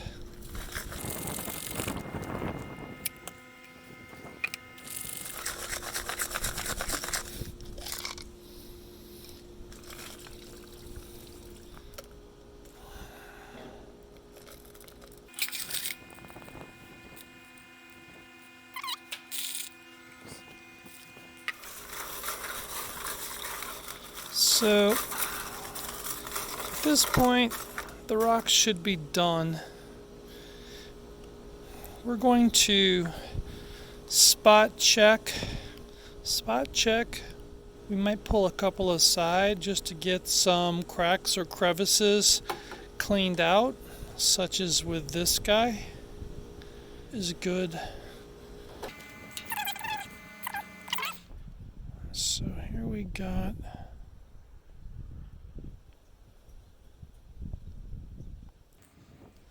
let's look at a couple of obsidian. All right. These are quite good.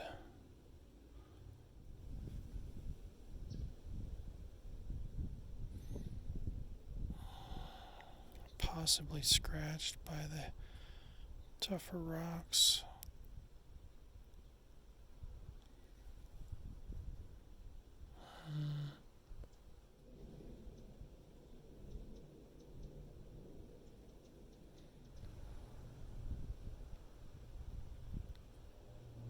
Later, individually. This could be a lot better if there wasn't a huge pit in the middle of it. It's polished, even though it's not a perfect stone. Yeah, jaspers are done. A little extra, but typically don't put a lot of them. Say that we're done. We're ready to pull the load. Again, they're just going in the water over here. I'm just going to pull these and get them out on the table where I can take a look at the results, but I think we're done. I could run the obsidians longer. If you really, really want to know my opinion of this,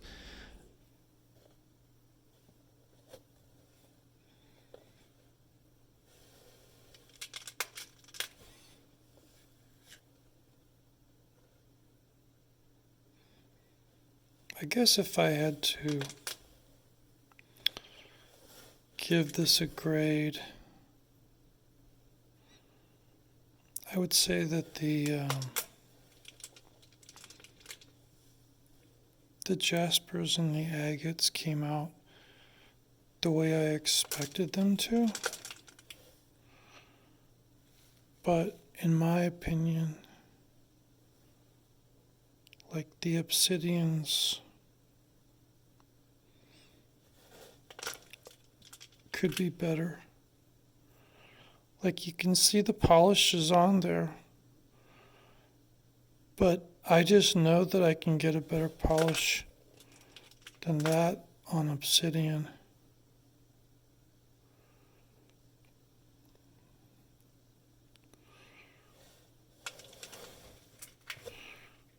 But overall,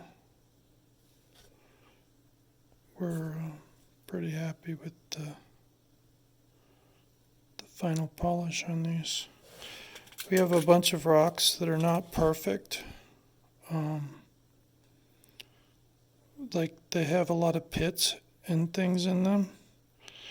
And then we tried to show how to handle those special cases, because you have to treat rocks that carry pits like this guy does. Like we wanted to throw him out a long time ago, but we left him in there. And he carries a lot of grit, so you're taking a big chance whenever. Where's our guy with the big pit in him? Is that this one here? Yeah. So you're taking a big chance whenever you run these. And yeah, I just like the color of this one. That's why I wanted to run it by himself. But you got to clean those out. You know, you have to clean those spots out, or you're just going to bring in all kinds of possibilities to your whole load. You know, you're just going to introduce all kinds of potential problems. And I think reasons why the obsidian didn't turn out maybe as good as we wanted it to is because they possibly got contaminated by a little bit of the grit that may have been hiding in those pits, because we have several rocks where there are pits.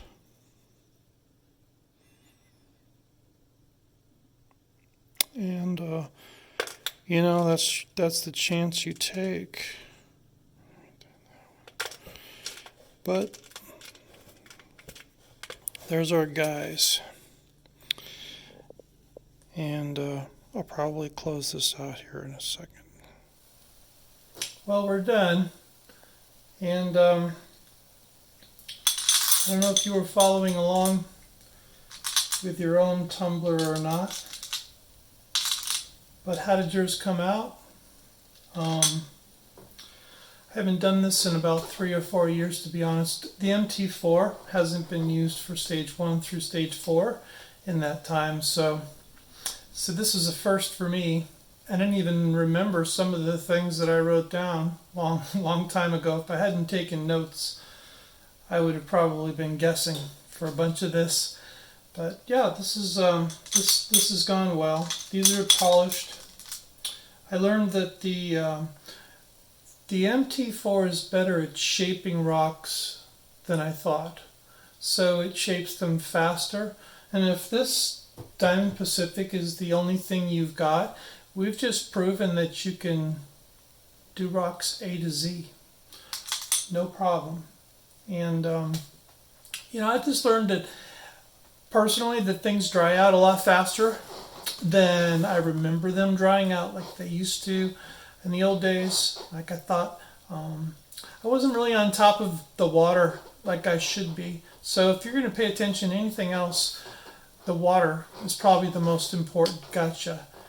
At least that was for me. And, maybe there's a few things that you saw along the way, like maybe what a good load or a good slurry or a good motion looks like, or maybe a couple things not to do, including some of my own mistakes. I think there's 3 or 4 of them in this video, and I left them all in there. Anyway, this was a lot of fun, and I'm kind of glad that I did it because I learned some things about tumbling that I forgot or never knew, and hopefully you did too. Hopefully there was a couple things in there that you can remember and apply to whatever you're tumbling, however you're tumbling it. Anyway, thanks for coming along on this one.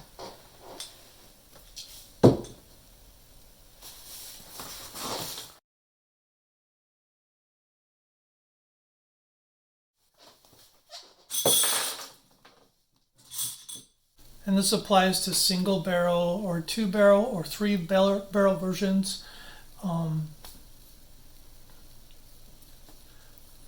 Good day. These are just a couple of batches that I consider ready for stage 1. For the most part, this kind of thing would need some work. This is not going into stage 1. Pulling the bads, spot checking rocks, and after the session is over, pulling the bads. Bads don't refer to those that can't carry their weight in a raid and get low DPS. But it's time to pull the load.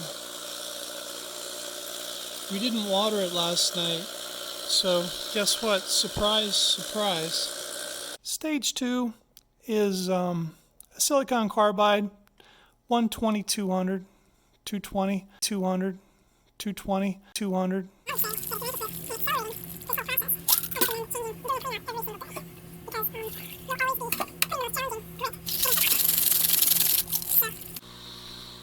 Check in 12-hour mark.